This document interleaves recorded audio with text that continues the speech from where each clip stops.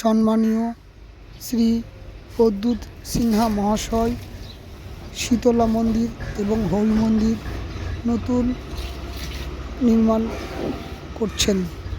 দ্রুত কাজ চলছে।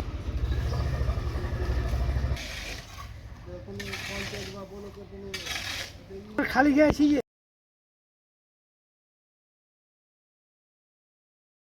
মন্দিরটা কতদিন থেকে হয়েছে, কতদিন পুরাতন? 1957 সালে। আর মন্দিরটা প্রথমে কে করেছিল? জগন মিস্ত্রি।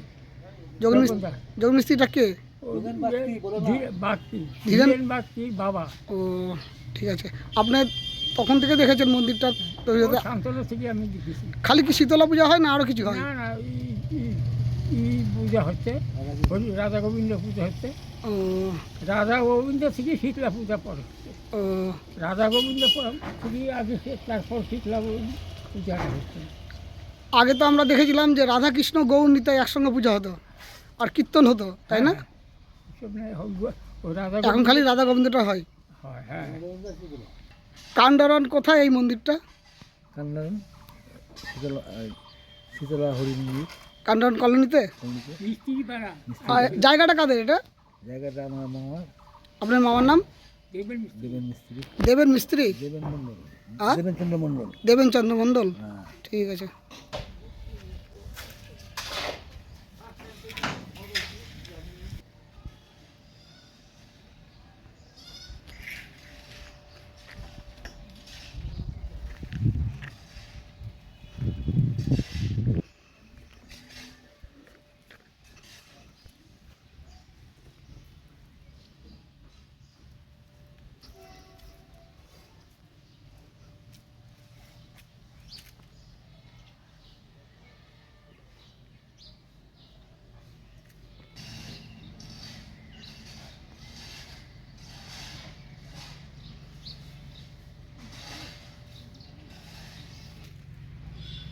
শ্যামপুরের বিশিষ্ট সমাজসেবী প্রদ্যুৎচন্দ্র সিনহা মহাশয়।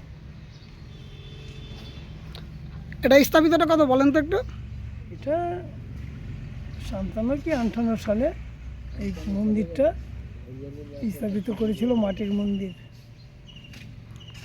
সে কে হয় আপনার? আমার দাদু। ও নাম?